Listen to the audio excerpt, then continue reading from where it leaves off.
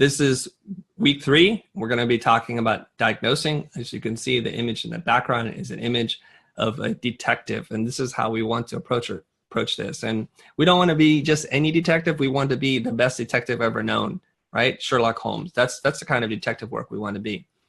And my goal in this module is to teach you the proper diagnostic mindset in going to new business meetings and calls. There's a couple like very simple principles I'm going to share with you, but like many things that we've done together, they're simple, but they're quite actually difficult to do in practice. So we're going to spend some time doing this. I want to provide you with the tools to use, also to ascertain the budget and establish the higher ground in the buy-sell cycle.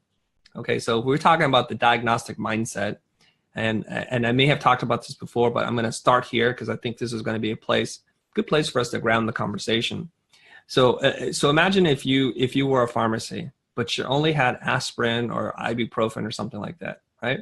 No matter what the problem was, no matter what the input was, the output was always going to be the same. You could only prescribe aspirin. So if you look at this, so if somebody comes in with a headache to the counter and says, I have a headache, you're great. Take 2 of these and call me in the morning. Well, I have a benign tumor. Take 2 of these and call me in the morning. A broken ankle. I have asthma. Oh my gosh, I have cancer. We'll take 2 of these. So it does seem rather ridiculous that the only output that we would be able to say is always the same, regardless of the input. This is not a diagnostic mindset. This is a self-serving mindset, and this is a very narrow way to approach any conversation with a prospective client. So you got to remember, if you're always prescribing the same thing, you have to take into question your process. And we have strong bias towards prescribing the thing that we do well, and the thing that we do for the most money. So is it a coincidence that this happens to be always the same product and service you provide? So this is a big thing. I want you guys to think about that, okay? And we can circle back to this a little bit later. So I've used this quote many times. If your only tool is a hammer, then every problem looks like a nail. So here's the thing. For me, at least, if you've spent any time working on your craft and building up your level of expertise, it's not so much that you can hit the target. It's more of a question of what target are you trying to hit? So when we look down the scope of a rifle or something, we're kind of pretty narrow in what we're looking for. What we have to do is we have to step back and say, well, heck, what wall is that bullseye even on? And this begins the conversation of becoming viewed as an expert or as a consultant, one who diagnoses problems versus one who just simply prescribes solutions. Okay, so I'm going to ask you guys this question. Are you guilty of any of these things? So follow along with me here. Are you guilty of letting the client lead? So whatever they say, you're like, okay, yeah, let's do that. Yeah, we need a new logo. We need a new website, of course. Are you also guilty of accepting the problem at face value? So this is one of the problems when clients self-diagnose, they prescribe a solution, and then they hand that solution or the prescription over to you, and you gladly take it, and then you do it without ever looking underneath. As many people would say, like in medicine, this is purely treating the symptom and not the root cause. So we have to change that conversation in the diagnostic phase, right? So that's where we're at. Do you often punt the money conversation? Do you kick it downfield? Do you wait until the clients hold a 30-page document before they realize that you're either too inexpensive or you're too expensive? We want to change that as well. Are you leaving with unclear objectives? Meaning you started this call, you need to figure out what to do, but because the clients have used pretty abstract language, you walk away from that call. It's just feeling like they have had enough, and you feel like you don't want to ask any more questions. So you go back to your team and you say, guys, we need to design something. And when somebody asks you, what should we do? It's very hard for you to articulate. Are you pricing inputs versus outputs, or better yet, value? Now, we're saving the pricing conversation for later, but we cannot talk about diagnosing without talking about pricing. So we're going to dip into it today. And lastly, are you listening with happy ears? Do you hear what you want to hear? So even when the clients are saying, no, this is not a good fit, you keep pushing forward. You become that person that most of us despise, that super aggressive salesperson that can't hear no. How do you have the higher ground? Okay, so there's some rules, and we're going to talk about these rules. And I had books for you to read, but it's not necessary for you to read the books because I'm going to summarize the key salient points, okay? Now, this one is a great book, and I love this book by Blair Enns. And so there are many nuggets to pull from this. I love the way it's written. I love how digestible it is. Sometimes not so actionable, more theory, but I'm going to explain to you what the key ideas are, okay? So if you haven't bought this book yet, I recommend that you do. And if you haven't read it today. So a couple like immutable laws that Blair talks about in his book. And I was having a conversation with Ron about this, and he was wondering like, wow, what are you doing? Why are you doing this? So he's a very good student, obviously. He's trying to figure this stuff out. One is retreat and follow. Now, the key idea here is that things that get chased tend to run away. And this works in the animal kingdom. It works in the client buy-sell cycle. When you're very desperate, when you're very needy and you want to close the deal so bad, they sense it right away. So one of two things will happen. One is they will look for another vendor. They will run. Or two, they sense that, and then they will hammer you on terms and price and the conditions. So that's not good for you. Now, you have to want it a little bit less than the client. So you practice this thing called retreat and follow. And the way that you retreat is you act as if you don't want the job, and you're at least neutral about it. And so the way you do that is you try to kill the engagement at least 3 times during the initial conversation. When I learned of this concept, I realized I was already doing this, but now I became very aware that I need to be doing this more intentionally. So the way that you kill the engagement is you start to assume that it's not a good fit. And the retreat and follow technique says, if you retreat, see if they follow you, right? And when we talk about Neil Strauss, his book, The Pickup Artist or The Game, he talks about how, at least in a dating situation, people who don't seem to crave attention get attention. People who seem aloof and a little nonchalant about things get everybody interested, because what happens is we desire that which we cannot get. And he talks in his book about how cats, one of their favorite toys to go after is that red laser dot. Now, we kind of laugh as human beings because we realize there's nothing there. And the cat is just driven to just levels of madness and insanity. I used to have one, and you shoot that little red dot, and it's just like trying to get out, and it can never quite get it. So those people that are a little out of reach have the upper hand, and that's what we need to do. We need to maintain that. And we've said this before in our last module, you must say what you think. Whether you're dealing with a superior and you're made to feel uncomfortable, express that. And if you're not quite clear what's going on, or the client's using a term that you don't understand, just say, guys, I'm sorry. I'm not familiar with that term. You might think I'm an idiot, but I'd rather risk that than to walk away not clear as to what the heck you're talking about. So please, I encourage you to talk to me like a layperson, because I'm trying to understand what the objective is here, okay? So you must say what you think. This one is from Pricing Creativity, and I love the simplicity of this rule. And this rule says, say a price before you show a price. And if we don't do anything else in this module, this is the one thing I think I need you to understand really well. A lot of us have fear and apprehension around saying the budget. So we'll find 1,000 things to talk about, except for we won't actually say the price. What you don't want to have happen is for the client to see the price for the first time in a printed document, because it gives you no sense as to what they're looking for. So it's really like a big shot in the dark. Now later on in this, we're going to do a little role play when we say, when the clients don't tell you the budget, either because they don't know or they're unwilling to tell you, I will show you and share with you some techniques. And you've seen these before, but we're going to do them together, okay? So here we are, the client's on the left hand. She's the chief marketing officer, or she's the entrepreneur. And we're both trying to figure out, she doesn't know what she needs. She doesn't know how much it's going to cost. And she already has some ideas about why she's a little cautious about working with you. It is your job to ascertain some of these things, but maybe not in the order in which they're listed here. How can you become an advocate for the customer or the client?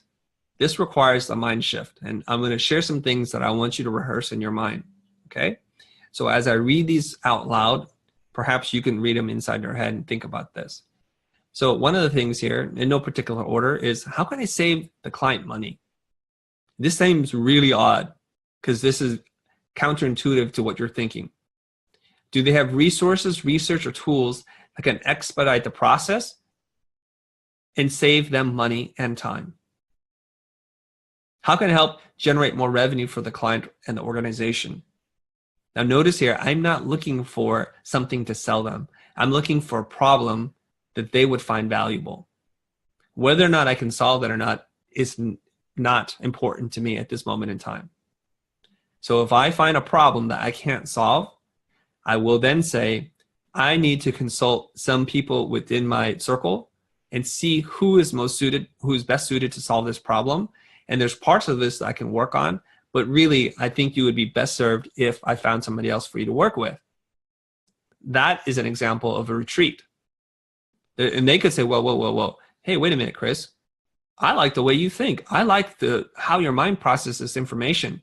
It would be preferable to us if you led this engagement and hired the subcontractors so that we don't have to worry about this. Is that something you'd be open to? And then normally you guys would say, yeah, of course I would. And then I would still say, I'm not sure. Let me talk to somebody, and I don't want you to waste money on this if I'm not needed, okay? I've now just tried to kill the engagement twice now. And then let them decide how to spend their money, if it's considered a waste or not. Because perhaps in the past, they've had an experience when too many vendors have worked on a project where each person blames the next, and we don't want that. How can I help the client achieve their business objective? So many of us that are in the creative space are not even really thinking about the business problem.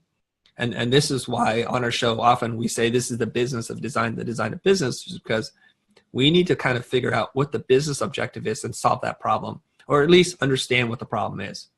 Okay. A couple other little points here for you to think about in this mind shift is to anticipate future needs ahead of time to avoid costly overages due to a schedule delay, a stakeholder buy-in, etc.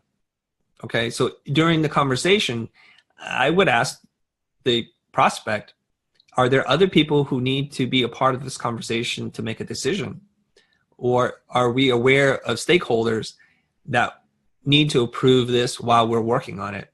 And we should build that into the schedule. Or are there any other things that you can think of that might delay the project as we're working on it? Because the more I know up front, the more I can plan for it and hopefully save you some money. If we can, we should try to remove redundancies. So if their business operation is doing things in redundant ways and you know of a tool or a software or process that can help eliminate some of this, you're making the money and saving the money at the same time. And the net result is you're going to streamline their operation.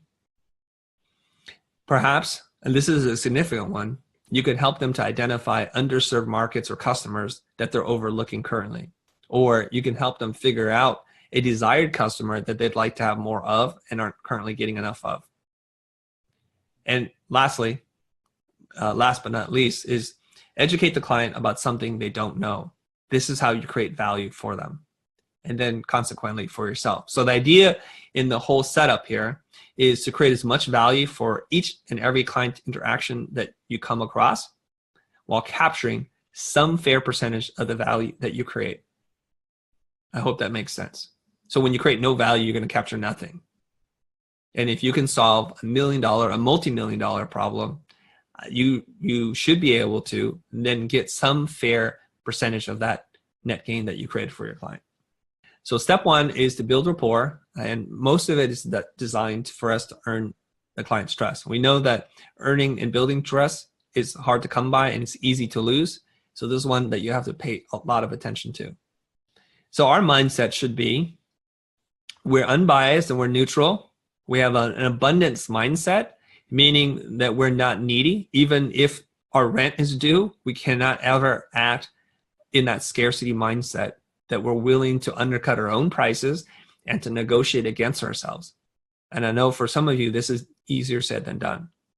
And the net result of that is we also want to become an advocate for the client. We want to do what's best for them and not what's best for us. So we will make recommendations against our own best interests. And this is how you build trust.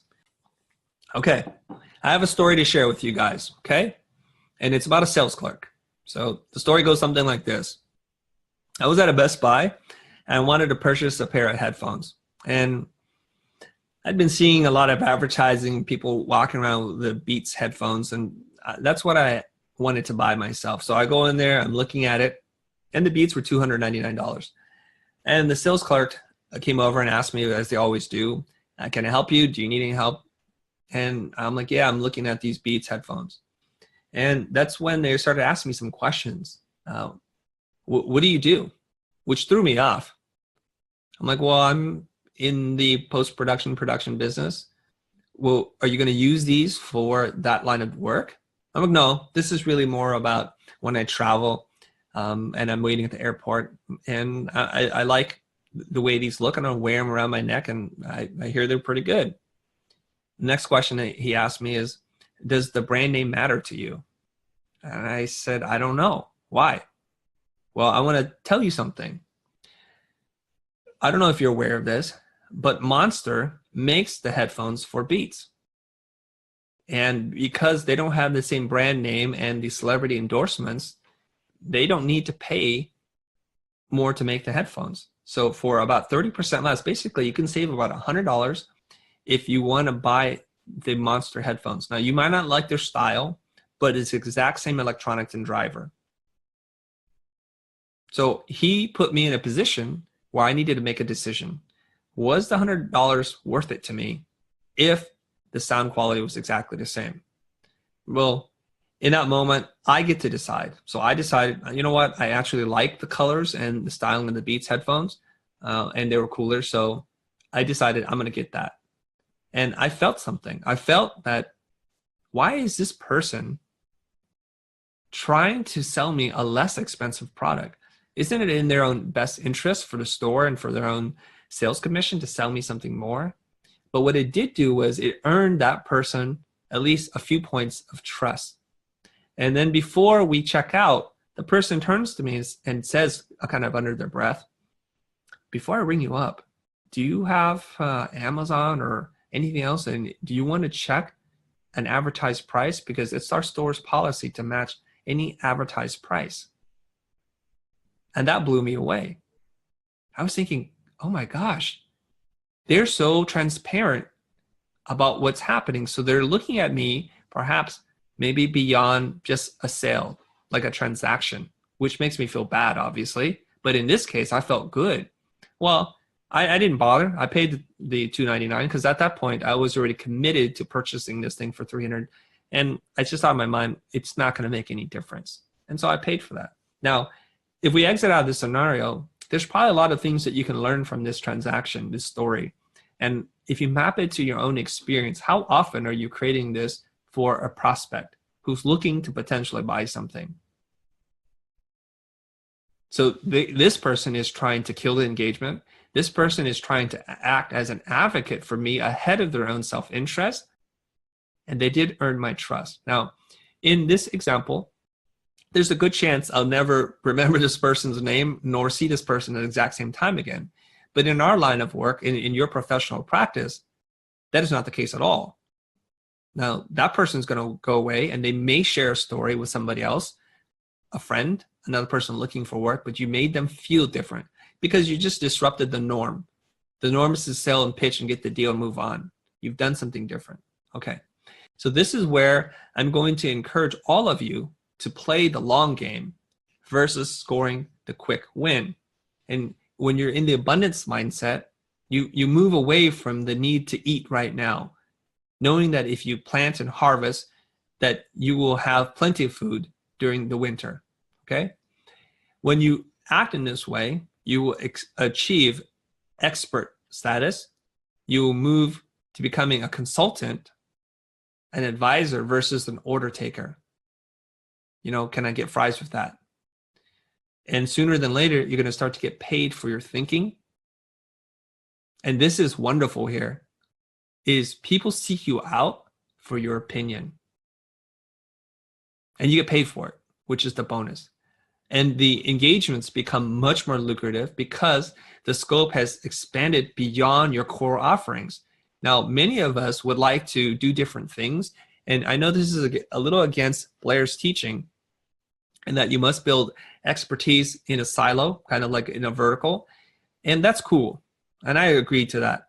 However, every once in a while, I like to do something different. And when I don't have to pitch for it and I don't have to sell it, it's awesome that clients will approach me and ask me to be a consultant, to do things I've never done before. And it's all built on trust and the long game. Of course, then now we don't have to convince anybody of anything because that's not what we're doing anymore. And we're building stronger, deeper relationships, and we're allowed to gain the coveted inside track. Chris, we're bidding 3 people, but to be honest, they're just wasting their time because we're going to give the job to you. How many of you have heard this before from a client? Well, I have several times, and it's a pretty freaking good feeling. Leading the engagement. Okay, so we're going to do this little setup, and Ben, I'm going to get you ready here, Ben Burns. We're going to do a new business inquiry, and I want you to watch this setup and this dialogue. Hopefully we can do this correctly. We did do a trial run of this last week.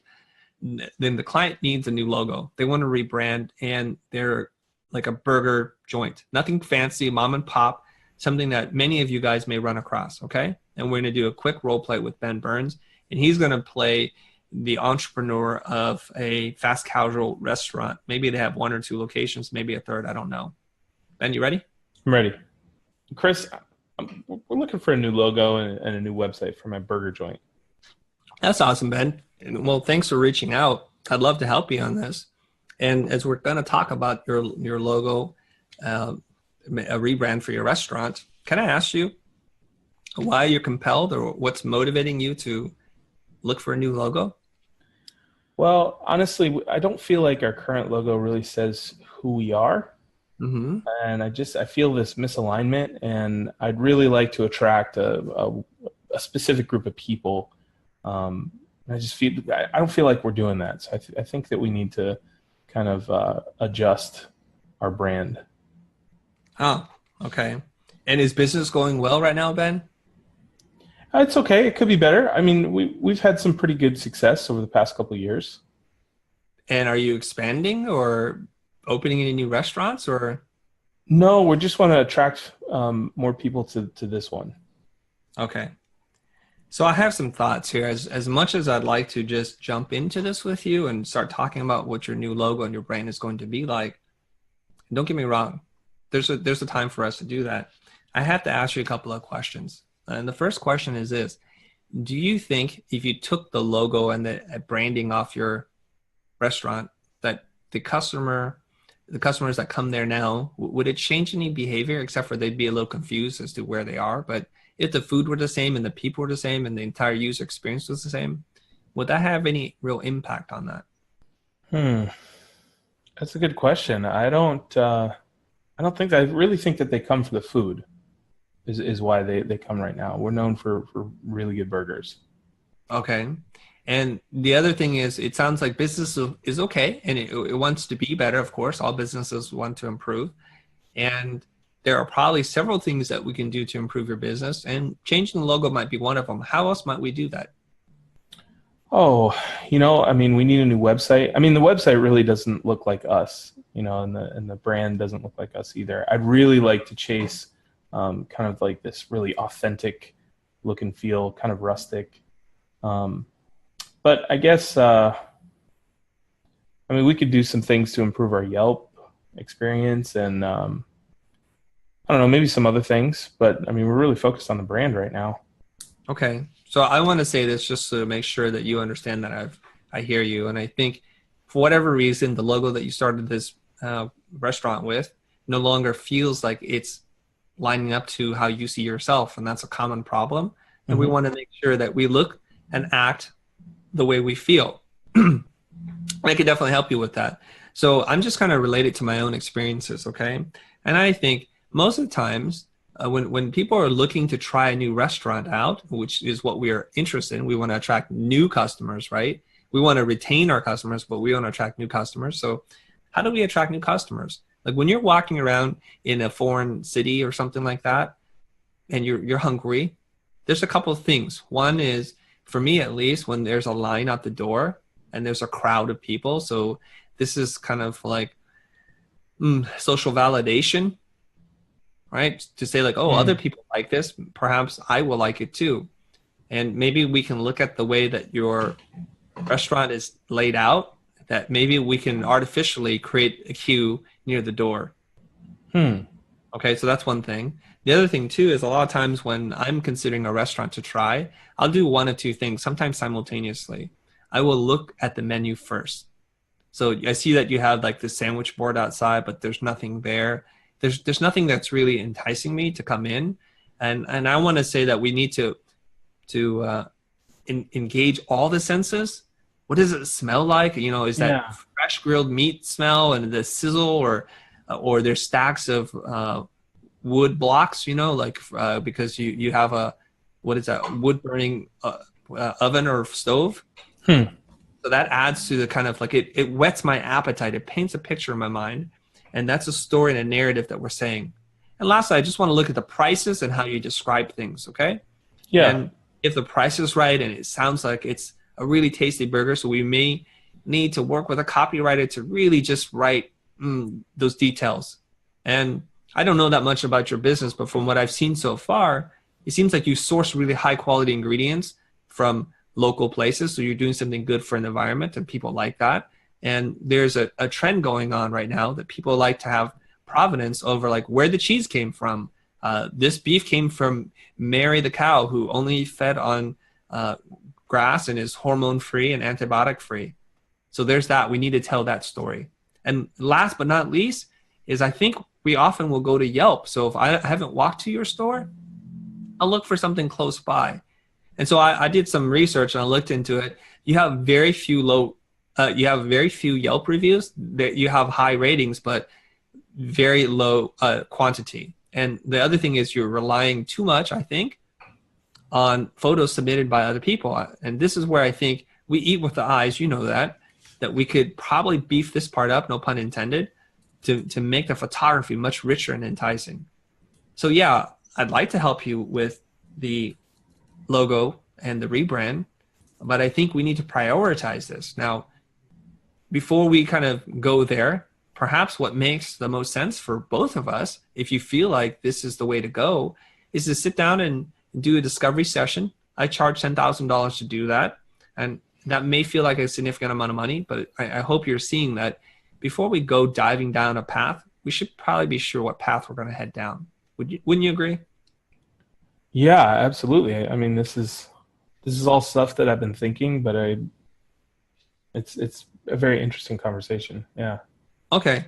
So before we part ways here, I want to ask you something. Are you talking to a bunch of people, or am I your first or last, or how are you feeling about this? Do you need to talk to other people? So we've already talked to 2 other vendors, and they gave us quotes. But you're the first person that's actually kind of discussed,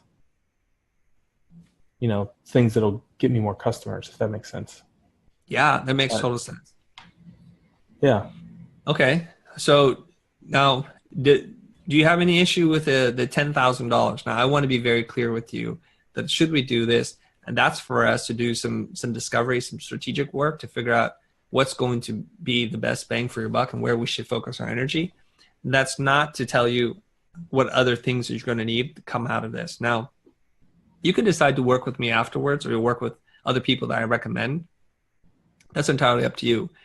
But all said and done, probably doing a new website, hiring a photographer, a copywriter, somebody to get on your social media to boost your Yelp account and that sort of thing, to encourage and build a program for people to review the food. We're talking about a pretty decent size of money here. It's probably going to be north of $50,000. Now, so we're talking about at minimum $60K to do this. Is this something that you have in your budget? Wow. I have to be honest, that's a lot more than I was planning on spending. I mean, really, we were just looking for a logo, to be honest. Right. I understand that. So you have plenty of options to talk to people to do a logo, right? Yeah. So if that's what you're looking for, then I would recommend you go down that path, and we might be overkill for you then.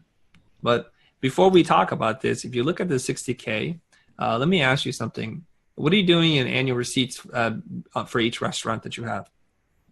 Well, so we only have one, and I'm sorry. We're doing about 900,000. That sounds really low, Ben. Is it low?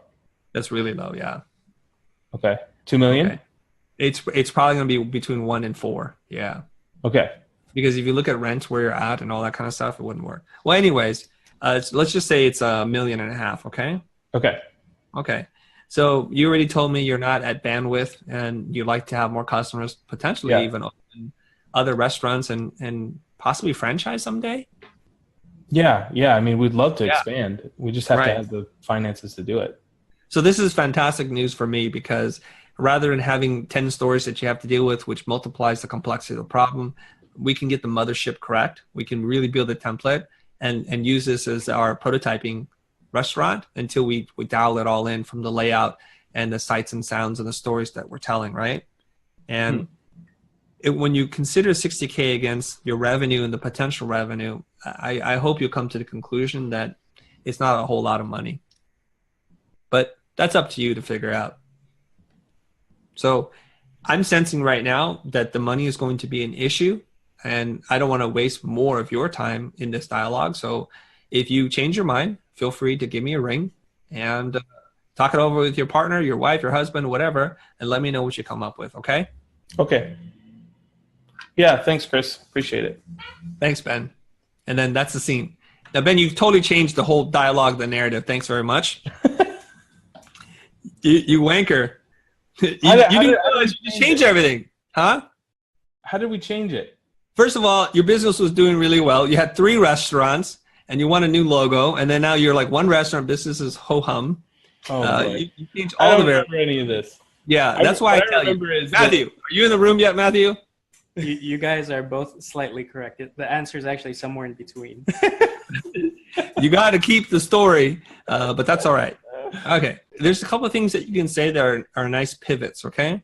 When the client says something, you can automatically reframe and say, well, let's be sure.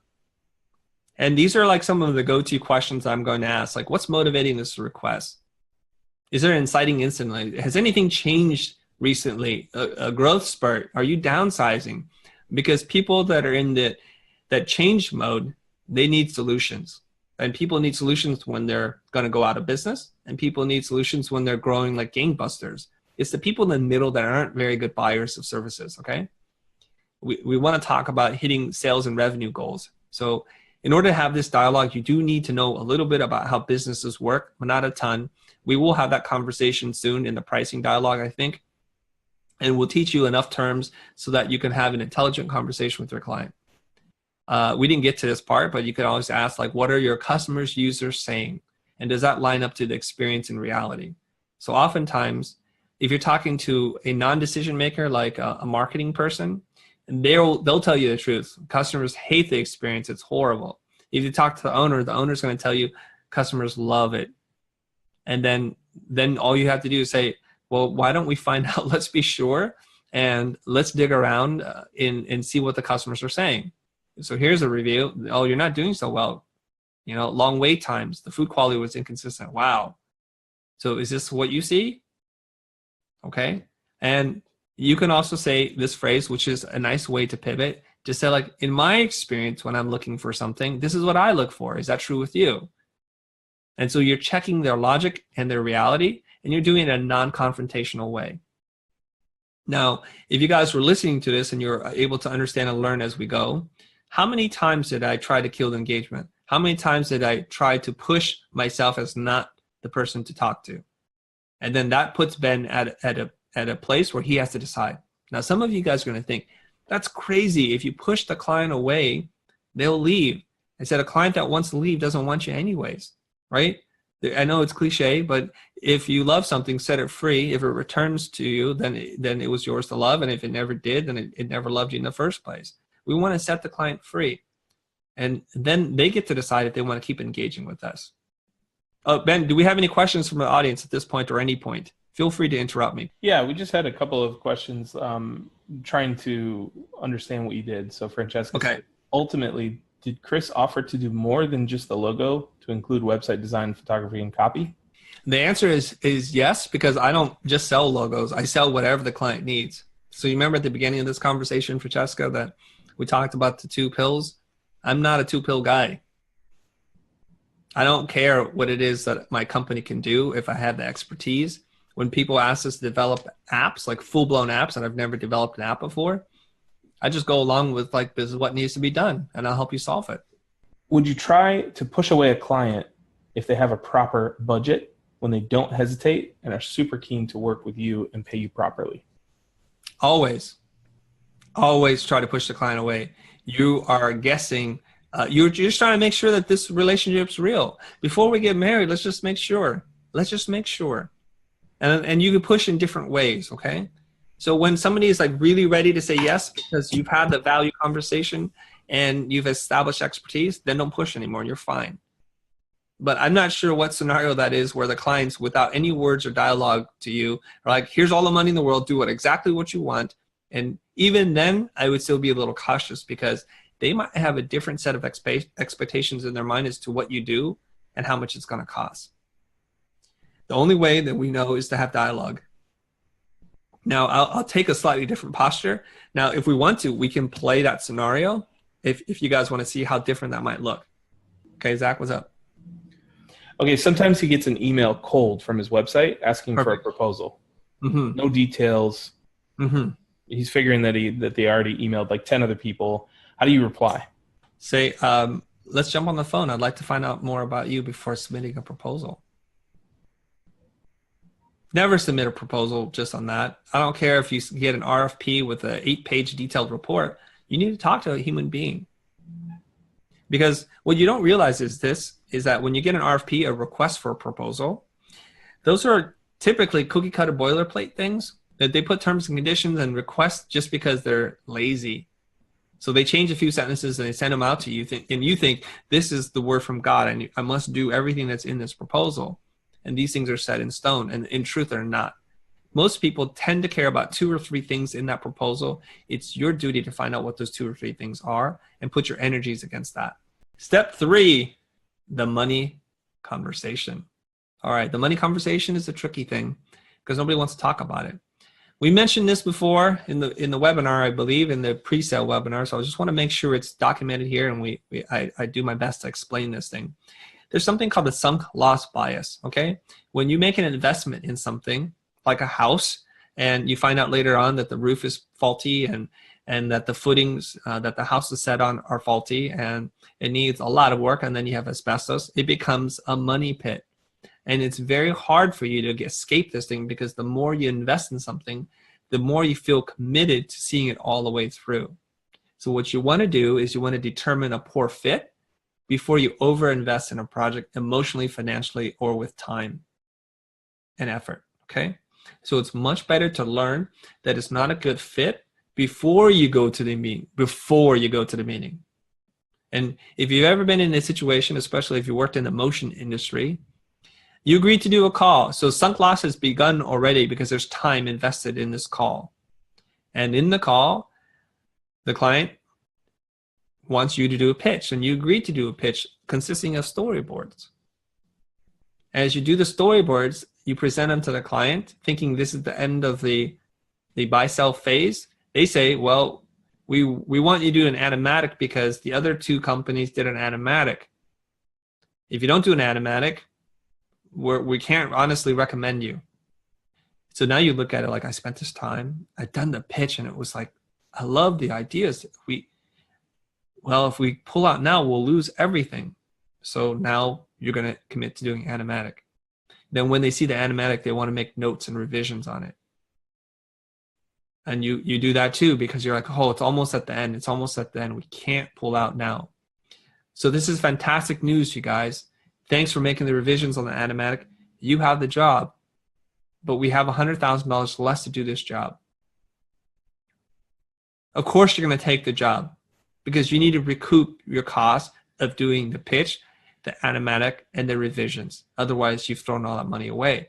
So it's very important that you have the money conversation up front, that you get some level of commitment to it before you do anything. Now, hopefully, we're all moving away from a pitching world, which is pretty much the industry standard when it comes to ad agencies and motion graphics. But if you've never experienced it, God bless you. May you never experience it in your life. This is the sunk loss bias. So this is a heavy reason why you need to talk about money early, often, and you need to say it to get commitment on it. Ashley, how much money do you have to do this investor deck? I know this is important to raise this money. How much money do you have? We don't have much right now. Well, we have a little bit in the treasury, but that's all we have. So that's what we have. What do you want to charge me? Okay, this is great. And I want to ask you how much money you're trying to raise. So we're looking at we want to do about $40 million total. Mm-hmm. So, but you know what? It's just the first round. We're just doing it to 5 people or so. So, we're gonna see how it goes. We're gonna do the first raise, and then we'll move forward. We've got the branding done. The branding's been done by, I don't know, this place in New York. They're okay. They did an all right job. I know that the initial client, he's probably gonna try to see what his Twitter guys are gonna do, but it wasn't bad. The deck kind of sucks, so I need your help.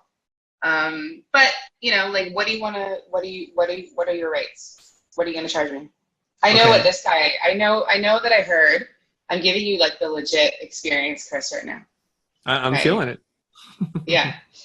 So I talked to you from this guy Incognito, and he said that you charge him $25,000. So that's what I'm hearing. What's your rate? Oh, okay. Well, I don't really I don't have a rate, Ashley. I got to be honest with you.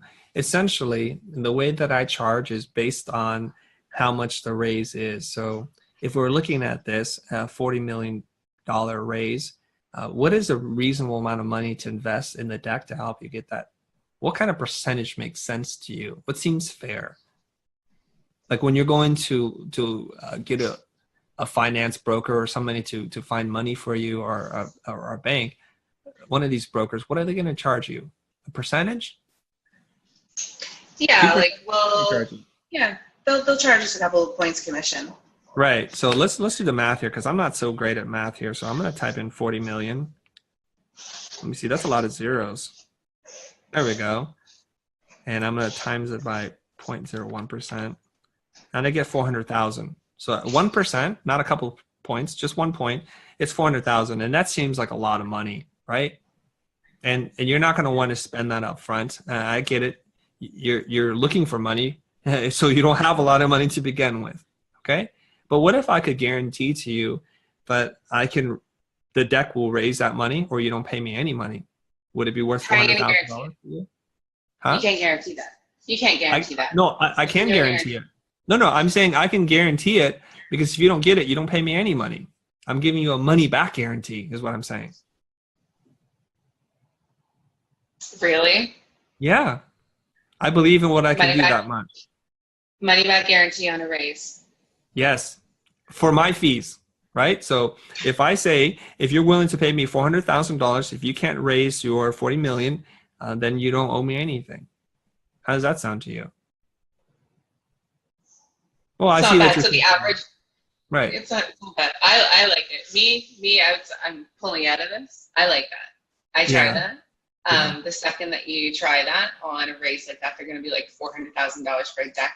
Hang up the phone. They won't even. Yeah, they won't even. Money back guarantee. Okay, let's just stay in it. Let's just stay in it. Okay, stay in it. Okay. Okay, so I can see money that. Back there, if you have big enough balls to tell me that you will be able to do a money back guarantee on a deck, why wouldn't I? Right. That sounds how long do I have to raise this? How long is your money back? We can work out the details. Honestly, we want to make it right. So we can work on that. I want to get in the weeds just a second. I want to present a couple other options for you. It does seem like it's an offer that we both only win, right? So if it doesn't work, we lose with you or we win with you, and that's okay. What I'm also willing to do for you to consider, okay, just to think about this, is that if we were to discount for uncertainty, some percentage less than 1% might even make more sense to you. So for example, if we did 0.25%, a quarter point, that would be 100K. Mm-hmm. Then I take away the money back guarantee. So if we discount for uncertainty, does that number sound okay to you? It does, but here's my. But I want to know. I want to know. You know, like how come he got a better price? He's a different human being.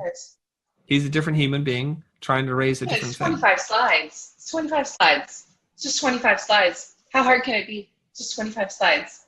Why is there a $75,000 difference between 25 slides? Same number of slides.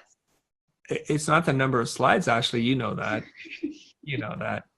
Are you having fun with me? I know that. No, I'm throwing out every objection I can get. No, I'm still in character right now. Okay. We don't break until we say break. You're confusing our audience, okay? Okay. So yeah, saying, no, it's that. You know that. Come on. You know what? I got 5 guys that'll do this for me. Okay. 5 guys. Excellent. You probably need to hire those 5 guys. I'm one person, and I can do this. If you want to just talk to anybody that I've worked with in the past, and I'd be happy to give you referrals right now. You could talk to them, see if they got their money or not. I just want to let you know, just as little, because we're numbers people here. The last year, I helped to raise $1.8 billion with the decks that I made. I'm not saying I can take credit for that. I'm not saying I can take credit for it, but I had a role in them achieving that. So I've become the go-to person, okay? But that's up for you to decide. I can see that you want to look at numbers and, maybe that's a good investment of your time and energy, but perhaps this isn't. I don't know. Is it?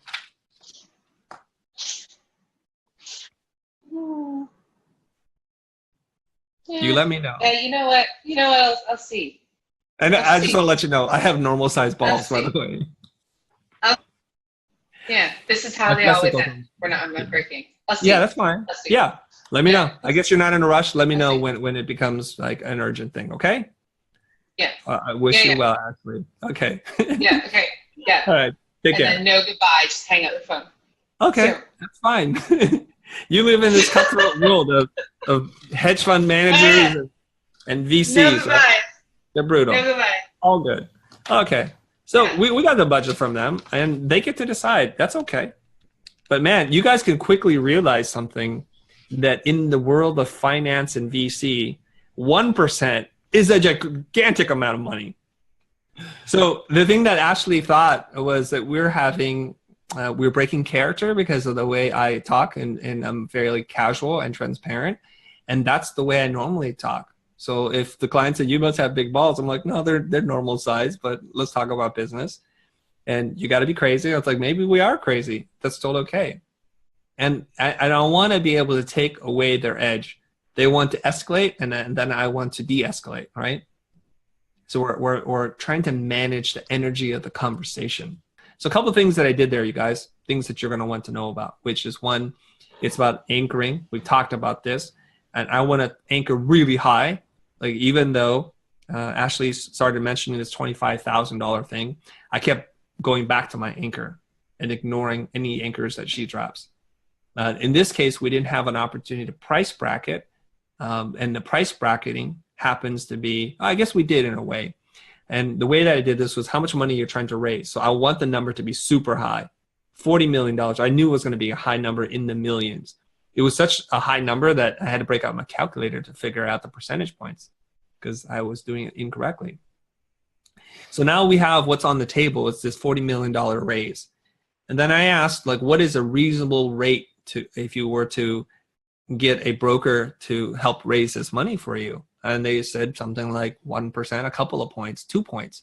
So now there's an anchor and price bracketing happening. So 2 points would be an $800,000 fee, and 1 point would be a $400,000 fee against $40 million raise. So now we're setting expectations somewhere between 400 to 800. And the whole point of that is actually to make the number that we're about to say very palatable. Now you notice Ashley just wanted me to negotiate for 50K, but I don't negotiate for 50K. If that's what my client wants, I negotiate for 100, right? So I'm looking at it and they're like, wow, okay, why is it worth this much? And I went straight in for the this is the Trump card, not Donald Trump card, but just the Trump card, that you can play. Offering a money back guarantee says I am super ultra effing confident, or you don't pay me. And regardless of how crazy it might sound, to say that you don't pay me if it doesn't work pretty much removes all risk from the client, puts all the risk on us. And most business people, that's very hard to say no to. I noticed a little hesitation still, and Ashley was flipping roles. She was like changing her attitude on the fly because she didn't want to make it that easy. So it was a little weird.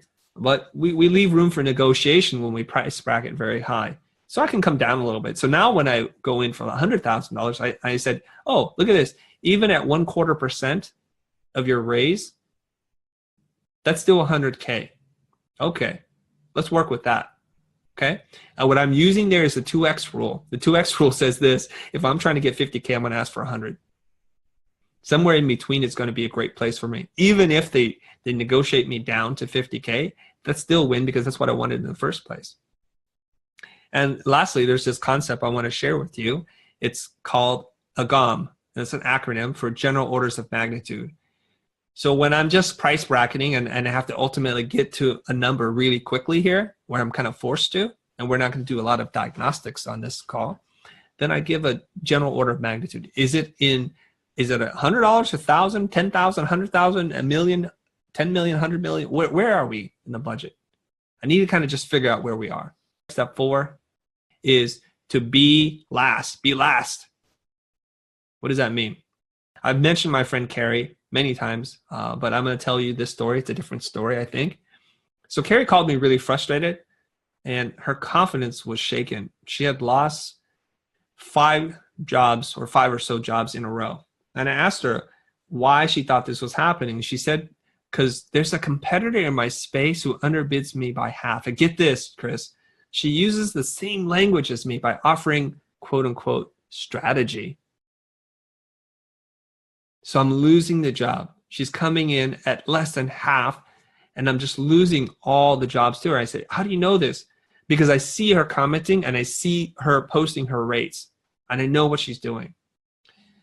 And I asked her, did you tell your prospect the price? She goes, yes. How did they react? They seem fine, she said. Well, I said, something is wrong here, Carrie. And one of the things that you need to do, and here's a rule for you, is you must know the client objections. You must know them, and you must address them ahead of time, because this shows expertise and confidence. It demonstrates it very clearly. So in your next conversation, I want you to just bring it up. You don't have to bring her up by name per se, but you can say, look, here's what I charge, but I'm just curious how you're going to make your decision. Is this based on price? Because I know there are less expensive options for you to consider. Now, they may offer you and speak about discovery and strategy. And I want to let you know what I do is very different. So when you talk to them about strategy, push them a little bit further. Ask them, can you give us an example of what you mean by strategy? And if they don't give you any satisfying answer, I want you to think about it. I want you to come back to me. So I'm not going to talk anymore about money or our project. So you need to go and talk to whoever you need to talk to. And if you feel like your needs are not met, that you're not 100% confident, then call me. How about we do that? So let's punt this conversation and let's reschedule a call. And only if you feel like you need to talk to another person. And so Carrie agrees to do this. And since she's getting several business inquiries, she's applying this. And then she talks to me again and she said, Chris, I'm really nervous. This seems like a really gutsy thing to do, to send your clients away. I said, Carrie, you weren't winning any of them anyways. At least now you've gained the higher ground by saying, I'm so confident. Go away. Come back only if you need to talk to me. And guess what happens? Carrie starts booking job after job after job. And she said, and I can't remember the exact number, but within 8 conversations of sending people away, 5 to 6 of them came back and she closed the job. So that's the concept of being last in the bidding cycle if you have a price fisher, a person who's looking around for a lot of different numbers to look at. So your duty there is to raise that issue and make them aware of what they're doing, and tell them only if they feel compelled to talk to you that they should. Otherwise, you're going to move on with your life. So aside from giving the money back guarantee, one of the greatest demonstrations of confidence is to encourage the prospect to speak to others and only return if they haven't found what they are looking for. All right, we're here at scoping, which is part 2, okay, of this deck here. So normally this is how most of us look at scoping a project. So we need to figure out what the heck we're going to do. Like, what does the solution look like? Is it going to be a 30-second commercial with visual effects? Is it going to be a site that has e-commerce and it's 100 pages deep with 6 different user profiles that we need to address? So we're trying to figure that out. And then once we figure out what the heck we're building, we then say in our own mind, what have we done like this before? What have the inputs been? And so we come up with a price. That makes sense, right? We look at old bids, or, oh, it's between a job that we did for Coke and a job we did for Snickers. It's somewhere in between. And so it's going to be that kind of price. What we've done then is we've priced the job and we've not priced the client. And in doing so, then we have to try to convince the client of the value of the work itself. And this becomes very difficult. In the case with Ashley and this very aggressive venture capitalist, they're going to say price, price, price, price, value, value right away. And that doesn't allow us to do what we need to do, which is to determine, well, what's the value to the client? So what we need to do is we need to flip this thing backwards. So we don't start with the solution. In fact, if we can avoid it altogether, we don't talk about the solution at all. So in the case with Ashley, I didn't tell her it was going to be a 20-page deck. I didn't tell her about the graphics or the copywriting. I just really focus on the client, what they're trying to do, and the value. So if you flip it, it looks like this. So instead, we're going to talk about what the client's needs are, their pain points or challenges, etc. We're going to determine with them like what's valuable, and we have to kind of figure out success metrics, how they measure success, determine value, and then assign a price to that. So in Ashley's case, what they want to do is they want to raise money in the amount of $40 million. Well, the success rate is they raise 40, metrics is they raise $40 million. And so we try to establish some kind of sense of fairness when it comes to capturing some value for ourselves. We should, like I said, receive some fair portion of the value we've created for others. Most business people understand this. And then we can determine that price. And that's where we were. Once we determine price, I can then go away and think about how best to do that. So we're moving the solution to the very end of the conversation with the client. And if you want more on this, this is covered deeply inside Pricing Creativity. But this is essentially what he's saying. Now I'm going to map what he's saying in Pricing Creativity and kind of bring it into the real world a little bit. So we're going to focus this next part a lot about the client. Who's this client? So in the diagnostic phase, we need to define what the business goals are. And this is where we don't want to be the 2 aspirin design pharmacy anymore, okay? We want to move away from that. We offer a variety of solutions that will fit just about everybody coming in the door, but not everyone. So most often, the most important thing is to increase revenue or increase or build a financial raise, like raise money. So it's money driven. So that's very clear. And some other things that we can do in terms of defining the business goals is improve marketing and messaging. So in the burger joint, we need to do a better job of getting people to know who we are and to trust us really fast. So people who are walking on the street, people who are about to enter into the restaurant, or people who are just searching nearby for a good place to eat. Oftentimes, the business goal is to rebrand, but the rebrand is a mask. It's a very surface issue relative to a much deeper problem, and we need to know why they need to rebrand. Oftentimes, they just need to build a higher performing site, not a better looking site, but a higher performing site, one that improves the conversion ratio or the user experience, where they're less frustrated and they're more likely to dig into the sections of the site that we intend for them to go. And this is like an exciting one, is to create new products with the client.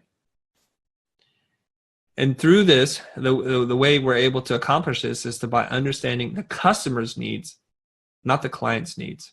Who are they? What are they trying to do at work and at home? What motivates them? What is at risk if they fail? And what do they have to gain if they win? So in the diagnostic phase, what we're trying to do is to uncover or surface the desired future state. Okay? Like, where does the client see themselves moments from now? And there's a phrase or a question that has worked really well for Mr. Blair Enns, and he borrowed it from somebody else. So we're just sharing the same information. And it goes something like this. This is the most condensed version of it, which is 3 years from now, what has happened to make you really happy?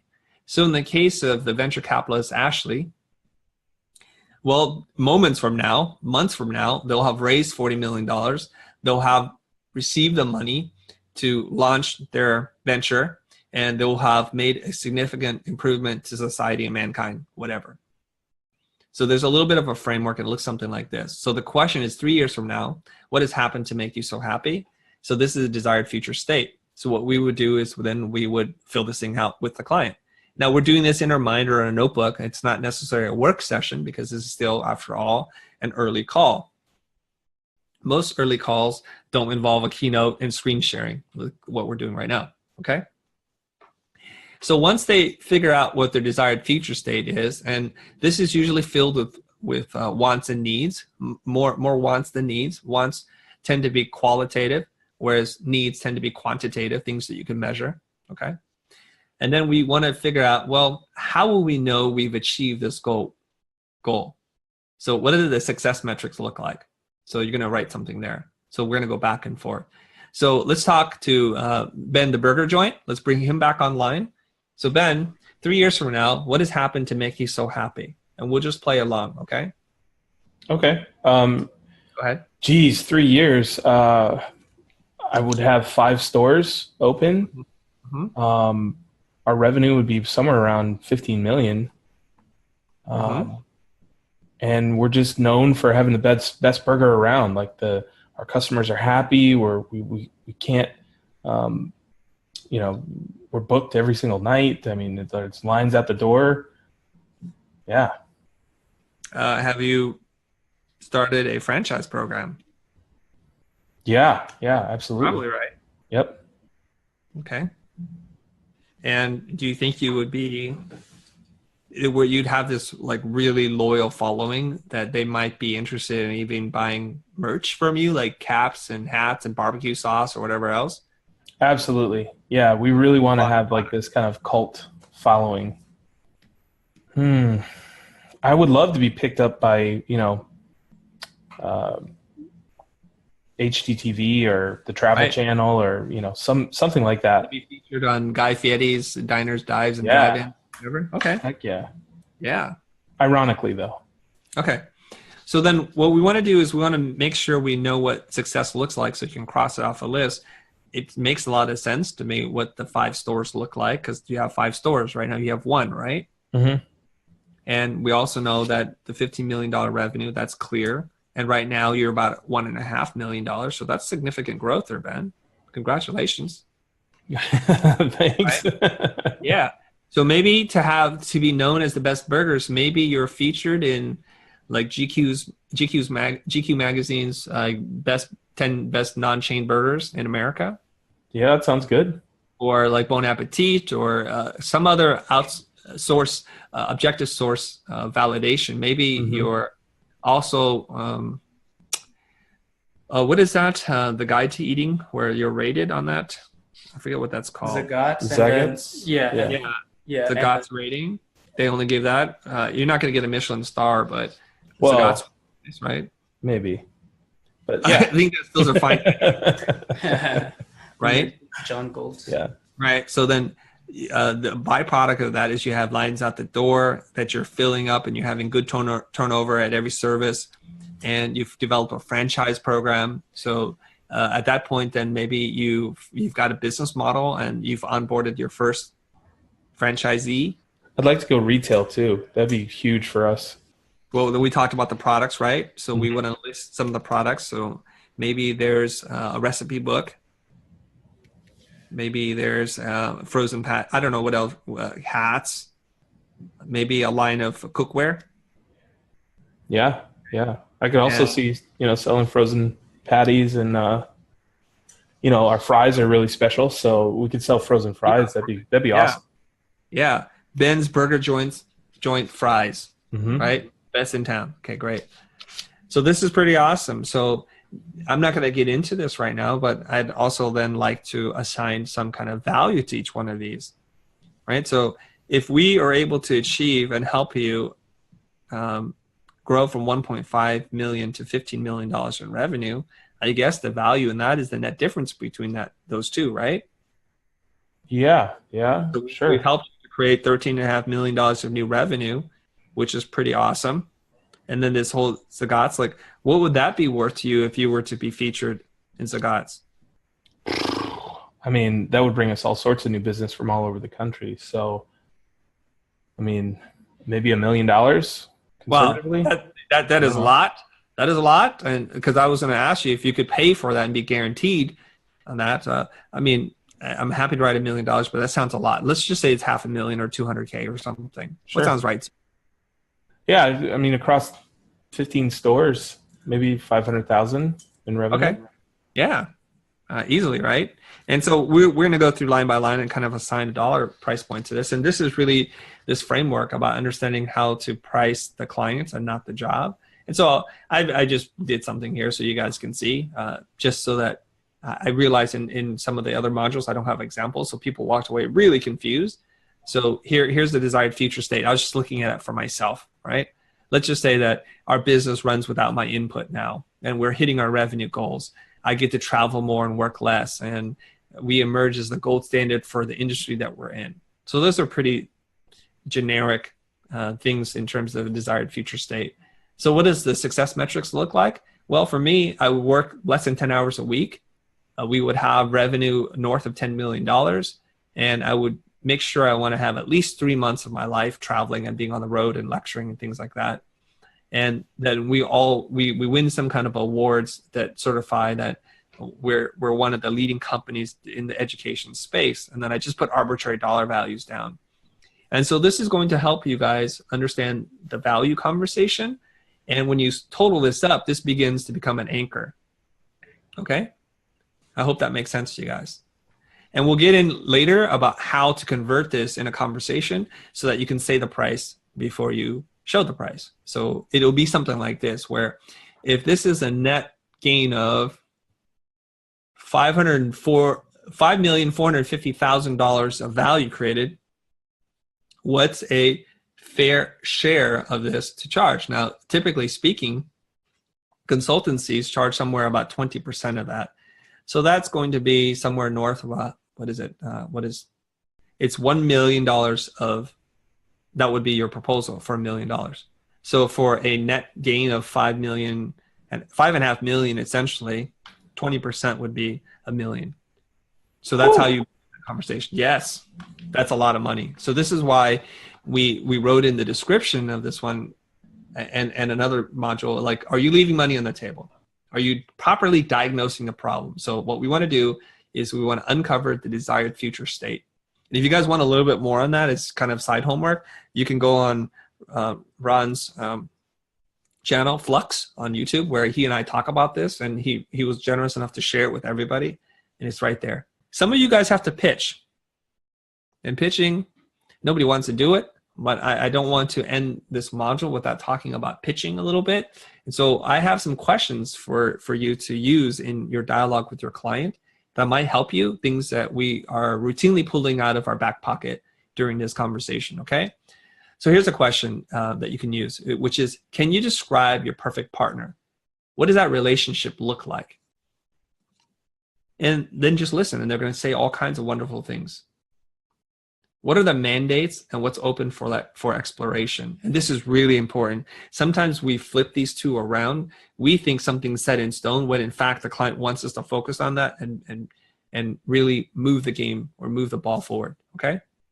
So it's just really basic. So what's set in stone and what's open, so we know what to focus on and we know what not to muck up. So if the brand colors and the typeface are not something that's open, Don't touch it. Don't even try, especially when you ask it this way. You can also ask them, how has this failed in the past? And anything you can share with us. Now, this is an interesting question to ask because it's working on a number of different levels psychologically. It shows that you care to learn from what's not worked in the past, but it's also getting the client to tell themselves why they don't work with those people anymore and why they would rather work with you or somebody who is going to provide a better solution than this. So this is a pretty significant question to ask. Like a lot of times clients will come to us and say, oh, they don't do it so much to us, but when I'm coaching people, they'll say, well, why should I work with you? Well, can you tell me how it's not worked in the past? And then as they talk about that, then you can then reflect back to them and enumerate the ways that you're different. This is perfect. So you're helping each other out there.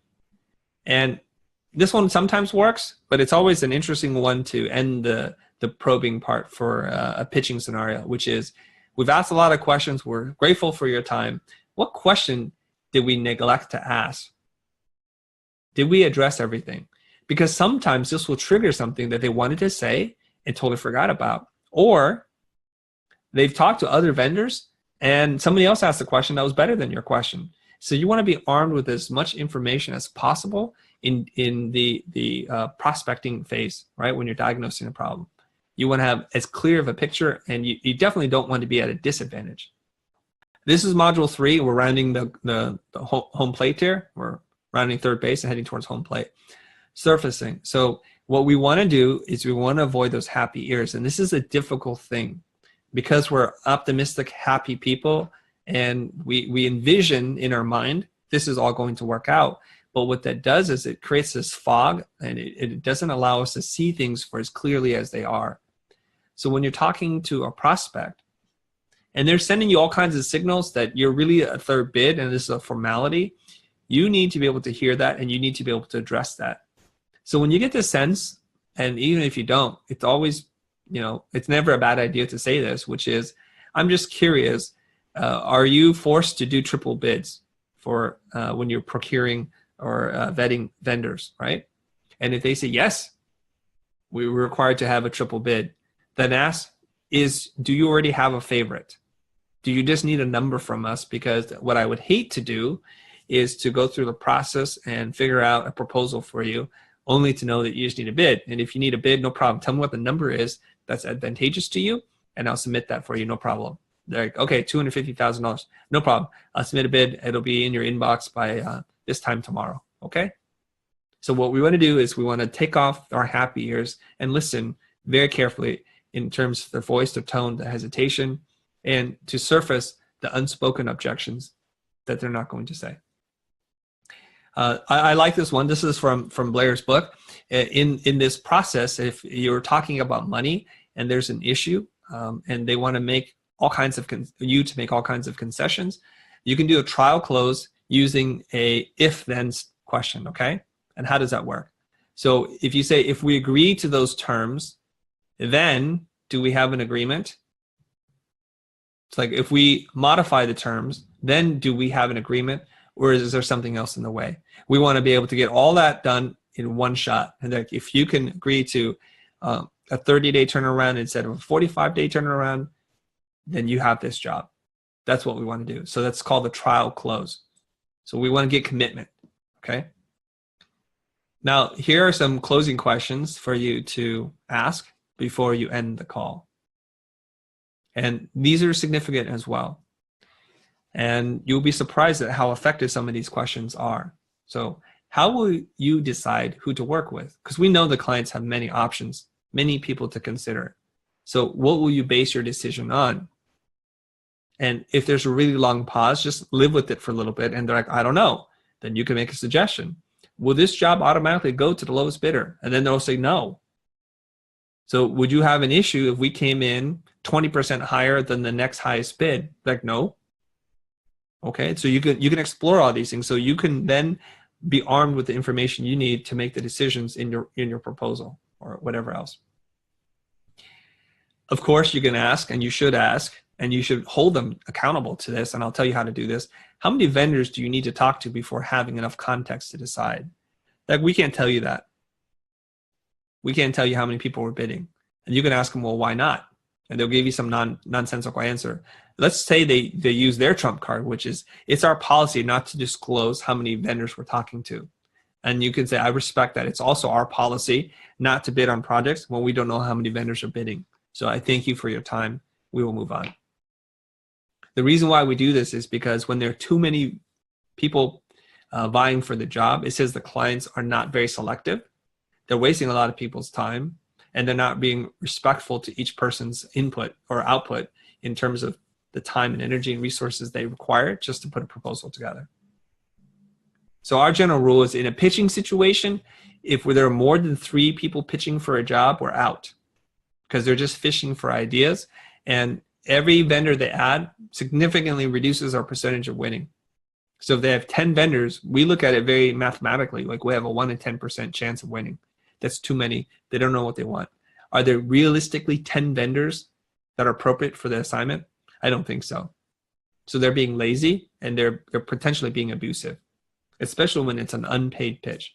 Now, when it comes to a non-pitch thing where you're doing a proposal which is basically an approach with a price, I'm okay with them talking with more people. But I just want to know. And it also establishes that we need to be really direct and honest with each other. So if I get a bad feeling, they don't want to talk about it, then I just leave. Okay. Again, this gets into what's at stake, the emotional part. What's at risk if this project fails? What if this goes horribly wrong? I'm also planting seeds of doubt in their mind that the decision as to who to work with should be weighed more carefully, and not just for the cheapest vendor. Are there other decision makers that will be involved? What might they ask and say? That's another way to close this. Oh, right. Well, my CEO is concerned about X, Y, and Z. Well, the whole time we've been talking about what the thing looks like, and nothing about what is important to the CEO. And you have to know that the CEO is going to make the final decision here. There will be recommendations, but they will make the decision. So this is about addressing the person that's not in the room. Would it be helpful for us to pause and resume when all the key stakeholders can be present? So when you realize that you're dealing with underlying a filter, and they're not going to give you good information, it's their job to vet you. And if you can impress upon them enough that you're not like everybody else, that it would warrant a deeper conversation because of the value you're going to create, to bring the other stakeholders into the conversation, that there's a good chance they'll say, okay, you're right. Well, let's get through this and let's get the CEO on the phone. And then you can pitch yourself to them. When I say pitch, I mean present who you are. What might keep you up at night about this project? So what are you worried about happening? Well, we're worried that it's not going to be delivered on time. Okay. We're worried that the vendor that we choose is going to be really difficult to work with. And if we ask for some small tweaks, that's not going to be possible. You can address that if you want. And last but not least, this one might sound a lot like really aggressive to some of you, but I ask this question quite often, which is, what's holding you back from moving forward with us? What is giving you pause right now? So this is the last opportunity before you get off the phone to surface any unspoken objections. I've used this before and I've had really good results. Sometimes they'll pause and think about it, and they'll say something like, to be honest, Chris, nothing. Let's make this deal happen. Fantastic. So I went from them considering other options to thinking about this to closing it right on the spot, because I'm curious and I'm genuine in this, and that I want to know, is there anything else? Like, it makes sense for us to work together from our point of view. Anything else you're thinking about? And then address it. Okay, going past the sale. This is very important. Here's what going past the sale means. Like, basically, when a client agrees to your terms, agrees to the price, agrees to the creative, do not go past the sale. Shut up. I don't know how else to say it, but just be quiet, because the only thing that you can do is to worsen the outcome. When you already have what you came in for, you just stop talking. And I see this happen all the time. People come into my office, Chris, I'd like to go on a sales trip. I'm like, go ahead. Well, it's going to cost $4,500. Go ahead. Well, I was thinking I'm going to do this, and you know what? I changed my mind. Because you know what? In their mind, they built up this whole dialogue, and they're bent on explaining it to me, forcing it down my throat. My kids do this. My wife does this. My staff does this. My team, they do this to me all the time. They do it to the client. Clients like love it, and they keep talking. Why? You're only going to screw it up. So don't do that. Okay, so I'm going to share a story with you about our producer, our executive producer, Scott. Okay, this story involves Chris Martin from Coldplay. We're working on a music video, interactive music video. It's really cool. Matthew's directing this. And I'm only in the room because I just want to get some FaceTime with Chris. So they're presenting a pretty early work in progress so that we can get sign off, so that we can continue to finish this thing without worrying that they're going to undo everything. So Chris and all the band are sitting in the conference room. Scott and Matthew are leading the conversation. And so they're explaining to Chris, some parts are still really rough, some parts are a little bit more refined and finished, and we're looking for approval from them.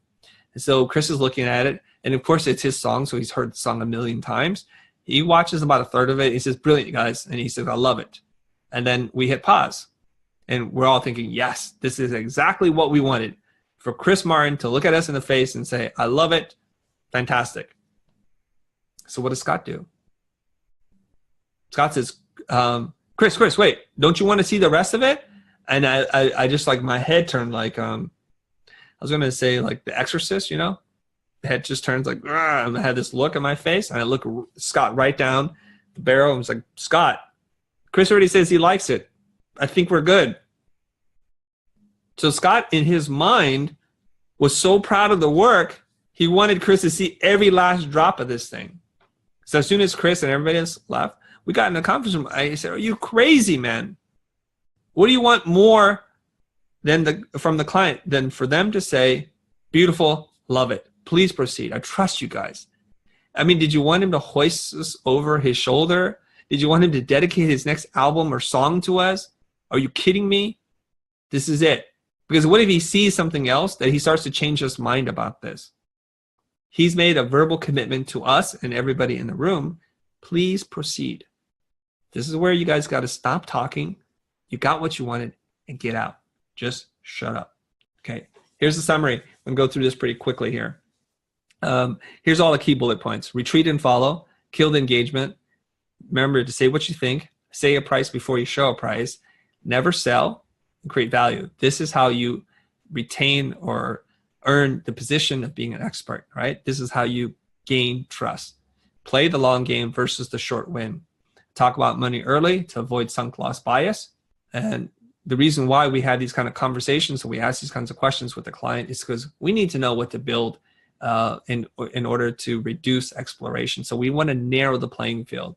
We want to understand the personalities of the decision makers. We want to understand the criteria of how decisions are made. We want to measure and manage the expectations of the client. Avoid self-diagnosis and prescription. So that's when the clients come to us pre-baked, and we want to unbake that.